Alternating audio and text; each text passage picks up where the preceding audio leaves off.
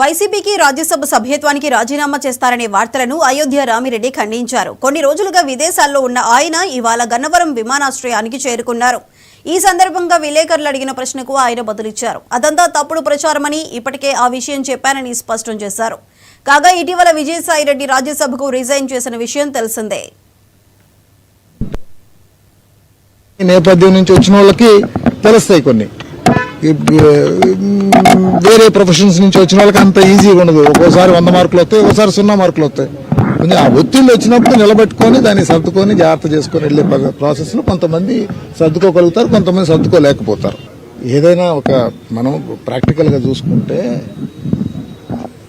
మనం గెలిచినప్పుడు అంతా హ్యాపీ ఉంటుంది. ఓడినప్పుడు మనం కూడా ఏదంటే కొన్ని ఇష్యూస్ ఉంటాయి. ఫ్యామిలీలో కూడా అంతే ఉంటాయి, పార్టీలో అంతే ఉంటాయి, వ్యాపార సంస్థలు అంతే ఉంటాయి, దేశం కూడా అంతే ఉంటుంది. ఒక దేశం గొప్పగా ఎదిగేటప్పుడు అంతా బాగుంటుంది. తర్వాత అందరూ ఎవరికోళ్ళు భయపడిపోయి బాధలు పడి మనసులో వేరే ఆలోచనలతోటి జారిపోతుంటారు.